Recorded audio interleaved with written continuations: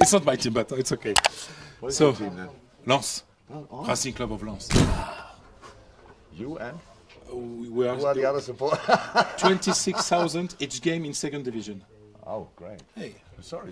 No, please. It's very important. Okay. Je pensais le Fred Hermel allait nous sortir le Racing Club de Madrid, mais non, ça va, il a été sympa d'ailleurs, les Lensois. Ça fait quoi d'apprendre que Philippe Montagnier a été limogé du poste d'entraîneur du Racing Club de Lens? Là, 12 journées de la fin du championnat. L'équipe, j'espère que vous allez bien. Aujourd'hui, nouvelle vidéo, nouvelle actu foot, surtout on n'en a pas sorti ce week-end, je sais pas pourquoi, si absolument j'ai pas eu le temps, encore une fois, le mec dit ça à chaque fois alors qu'il est youtubeur, il est censé avoir que ça à faire. Non, pour de vrai, j'ai vraiment pas eu le temps. Mais pour moi, c'était important de pas attendre le week-end prochain pour vous sortir un nouvel épisode, dans le sens où il y a encore une fois de la Ligue des Champions cette semaine, bien sûr. Les 4 autres matchs des 8ème de finale aller de la Ligue des Champions. Il y a vraiment énormément d'infos là de ces tout derniers jours. Je vais pas en dire plus juste avant l'équipe. Je vous rappelle que l'épisode du jour est sponsorisé par OneFootball, l'application numéro 1 sur toute l'actualité de ton sport favori. Gratuite, bien sûr, et dispo dans la description. Les pronos pour ce soir sont désormais disponibles sur Cashback Paris Sportif. Voilà pour tous ceux qui veulent suivre. N'hésitez vraiment pas, c'est désormais totalement gratuit. Il suffit juste de s'inscrire, de suivre les indications et de faire de même avec un lien d'affiliation vers un bookmaker, Unibet, Winamax, tu connais, le lien dans la description.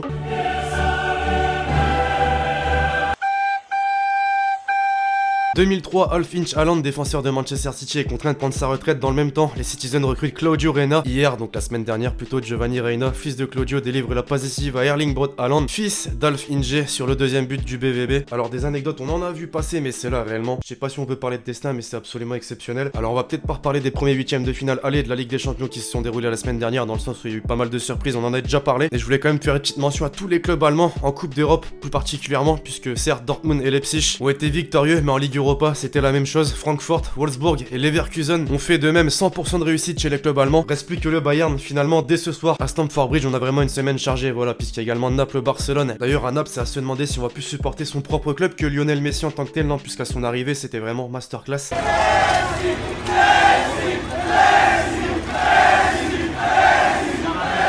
D'ailleurs, pour ceux qui voulaient connaître la vie de Gattuso sur la Pulga, Messi est le plus grand et il est un exemple pour tous, il ne dit jamais un mot plus haut que l'autre. Il fait des choses qui n'existent que sur la play, des choses impensables. Ça fait déjà quelques années qu'il est le plus grand de tous les temps. Demain, on suivra attentivement Lyon contre la Juventus, le deuxième club français encore en lice dans la compétition. Et bien sûr, pour terminer, le Real Madrid-Manchester City, que beaucoup attendent avec impatience. Objectivement, vous voyez comment l'issue de ces matchs. Pour conclure, mauvaise nouvelle pour le Paris Saint-Germain, encore une fois j'ai envie de vous dire, puisque 4 joueurs sont désormais absents pour le match retour face à Dortmund. Vous savez que Verratti et Meunier étaient suspendus. Faut désormais rajouter Silva qui s'est blessé ce week-end et Herrera. Les Parisiens, c'est comment? Un avis dans les commentaires? D'après ce que j'ai vu sur les réseaux, en tout cas, pas l'air trop inquiété. Et notamment puisqu'on va pouvoir voir Kipembe et Marquinhos sans Silva qui va très probablement partir à la fin de la saison.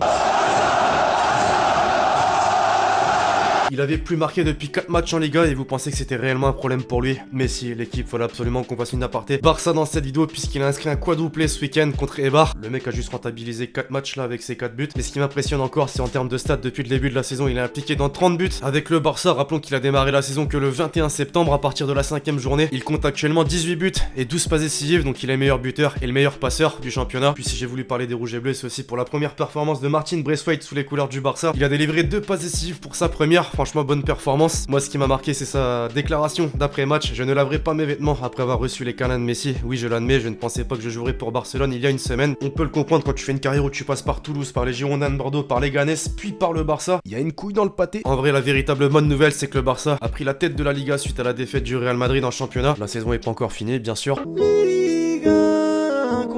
Vous allez me dire, il n'y a pas que Paris en Ligue 1 et je vous l'accorde, c'est sûr, mais il y a tellement de choses qui se passent du côté du club de la capitale que réellement on est obligé d'en parler. Les Pariens, c'est comment la situation actuelle là de votre club, sérieusement? Entre Tourelle qui se fait siffler à l'annonce de la composition d'équipe PSG Bordeaux, la banderole Comboiré Ginoraï, c'était la rage de vaincre Silva, Mbappé, Neymar, la peur de gagner, portez vos couilles. Mbappé d'ailleurs l'a très bien vu pour avoir répondu aux supporters dans sa story Instagram. Les joueurs du PSG justement quelques jours avant la rencontre contre les Girondins de Bordeaux et 2 jours après la défaite contre le Borussia Dortmund. En soirée pour les anniversaires d'Icardi, de Di Maria et de Cavani, on les a sentis grave marqués, pas du tout, bon en soi, faut pas s'arrêter de vivre tu vois, mais je pense que publiquement s'afficher dans des vidéos comme ça, je pense pas que ce soit le meilleur moment, le meilleur timing on va dire. Et sinon pour conclure avec une touche positive tout de même, Edinson Cavani sur son 200ème but, mon plus beau but, je pense que c'est celui qui reste dans les têtes de tout le monde, c'est le 2-2 contre Marseille à l'extérieur. Le stade attendait que je rate le coup franc pour festoyer, pour crier, mais on a annulé un peu la fête. Je suis obligé de vous mettre le speaker du Parc des Princes de ce week-end avec les supporters qui répondent.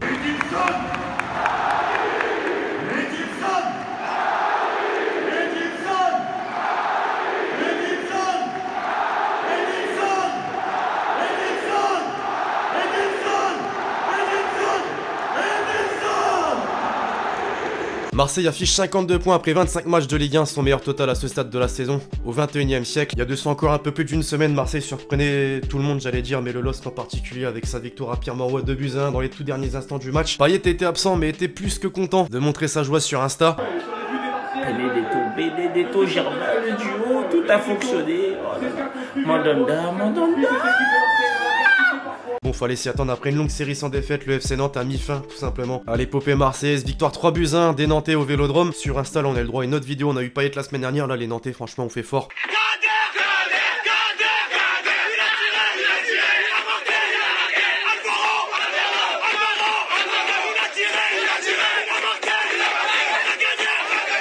Insolent! Vraiment, c'est le terme. Ils ont quand même calé le Alvaro, buteur contre son camp au cours du match.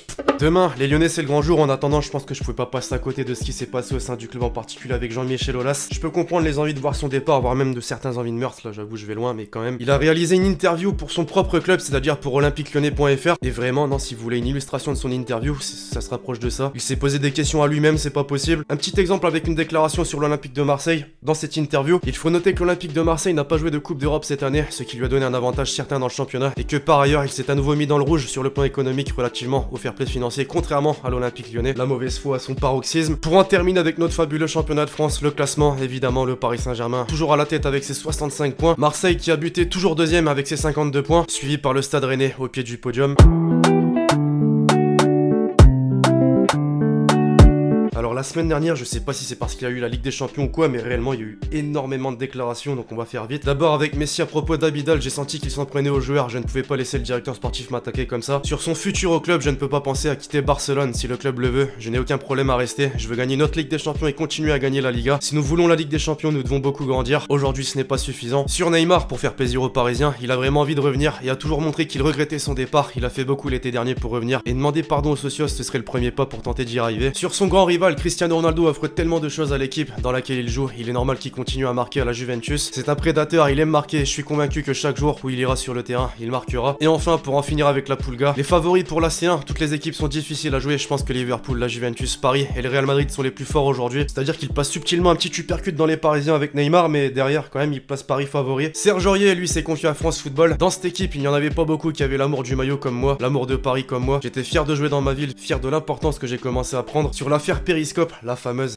fiotte. J'étais tout seul au milieu d'une foule qui me jetait des pierres, il n'y avait personne pour me sauver, il n'y avait que moi. Aujourd'hui les gens en parlent encore, moi-même, je me dis que ça ne finira jamais. Enfin, à Marseille, c'est ce que j'aime bien là-bas, tu ne verras pas de maillot de Paris, ils sont fiers, mais à Paris, combien de gens je vois avec le maillot de Marseille? Donc le mec se plaint des critiques avec l'histoire Périscope, et derrière il te sort ça, comment tu veux rester dans le cœur des Parisiens avec ça? Je pense que c'est un peu compliqué. Pep Guardiola, après avoir appris que Manchester City serait exclu des 2 prochaines Ligues des Champions, quelle que soit la ligue dans laquelle nous nous trouvons, je serai toujours là, même s'ils nous mettent en D2, je serai toujours là, c'est le moment de rester ensemble. Ça c'est ce qu'on appelle l'humilité, il est d'ailleurs soutenu par Jürgen Klopp. Dans un moment comme ça, c'est très difficile à comprendre pour les sportifs. Je suis vraiment désolé pour eux, pour être honnête. Ça a été un choc quand la nouvelle est sortie. Maintenant, le choc de la semaine vient concrètement du Real Madrid. Pourquoi? Déjà puisque le club a perdu sa première place, mais surtout puisqu'Eden Hazard est de nouveau blessé. Zidane, nous avons de mauvaises sensations quant à la blessure d'Hazard. Il a pris un coup et ressent une forte douleur. Ça n'a pas l'air d'aller. Il s'est fait mal là où il s'était blessé. Je viens de voir là qu'il sera absent pour près de 3 mois, donc il peut manquer l'Euro 2020. Véritable catastrophe. Sur le prochain mercato, cette fois-ci, Mino Raiola s'est exprimé au sujet d'un potentiel départ de Paul Pogba vers la Juventus. Comme pour Ibra, l'Italie est aussi une deuxième maison pour Pogba et cela ne le dérangerait pas de rentrer à la Juve, mais nous en parlerons après l'Euro. Il veut jouer au plus haut niveau, mais il ne peut certainement pas s'échapper maintenant si les choses ne vont pas bien. Pogba aux côtés de Ronaldo, ça donnerait quoi d'après vous? Enfin, pour conclure, petite anecdote de Benjamin Mendy sur Mbappé contre Dortmund. Je lui avais dit, si tu mets un doublé, je t'offre une montre. Il m'a dit, vas-y, tu vas voir. Il a mis 2 buts. À la fin du match, je lui dis, ça va, on est bien, on a l'avantage. Il m'a dit, ramène la montre. En attendant les 2 autres matchs de ce soir, l'équipe, encore quelques pépites de la semaine dernière. Réellement, Twitter, c'est très fort.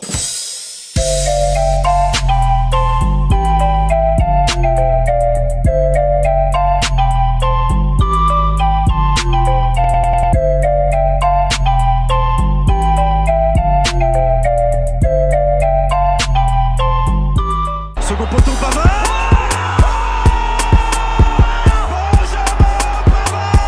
Les pétards de la semaine, ou plutôt de la semaine dernière et de ce week-end, dans le sens où cet épisode devait sortir ce week-end justement. Haaland, vraiment il est exceptionnel.